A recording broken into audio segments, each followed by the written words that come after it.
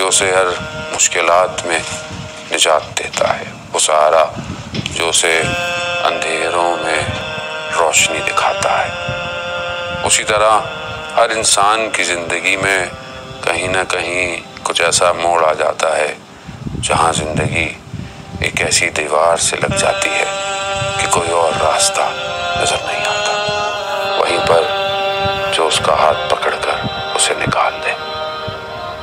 آیت اللہ فقیہ اصفہانی بیان کرتے ہیں کہ ہم امام رضا علیہ السلام کی زیارت پر جا رہے تھے تو جو ہمارے ساتھ ہمارا ظاہر تھا اس نے اپنے گھر میں دعوت کی۔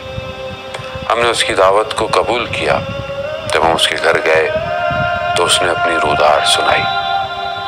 اس نے کہا آقا یہ جو کچھ ہے میری زندگی میں، میرا گھر، میرا مال، میری اولاد اور میرا اپنا وجود، حتیٰ میری آنکھوں کی بینائی، سب امام رضا علیہ السلام کی وجہ سے ہے۔ آیت اللہ بیان کرتے ہیں کیا تم آنکھوں میں بینائی نہیں تھی، روشنائی نہیں تھی تمہارے؟ کہا نہیں، ایسا نہیں ہے، میری آنکھوں میں بینائی موجود تھی، مگر ایک دفعہ ایران کے ایک شہر فردوس میں زلزلہ آیا تو ہم وہاں گئے ہوئے تھے، لوگوں کے جو گھر ٹوٹ پھوٹ گئے تھے ان کی تعمیر کرنے، تو ایک گھر کو رنگ کر رہے تھے، وہاں پر ابلتا ہوا چونا جو ہے وہ میری آنکھ میں جا کر گرا اور اچانک سے میری آنکھوں کے آگے اندھیرا آ گیا اور سب کچھ ختم ہو گیا۔ بہت دکھایا ڈاکٹروں کو، طبیبوں کو، مگر ہر کسی نے کہا کہ اب یہ بینائی واپس نہیں آ سکتی۔ میں عجیب مایوس ہو گیا، میری زندگی کی ساری رنگ اور روشنائیاں ختم ہو گئی۔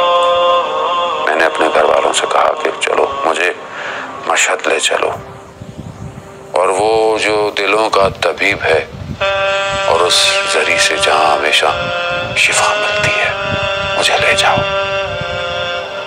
گویا گھر والوں نے سفر ساما کو باندھا اور ہم پہنچ گئے۔ وہ مجھے لے گئے اس ذریعے فولاد کے پاس کہ جو مریضوں کو شفا دیتی ہے۔ میں گیا، میں نے ذریعے کو پکڑ کر گریا شروع کر دیا۔ میں نے کہا مولا میری آنکھوں میں بینائی نہیں ہے، میری آنکھیں آپ کی ذریعے کو دیکھ نہیں پا رہی، میری آنکھیں آپ کے حرم کو دیکھ نہیں پا رہی۔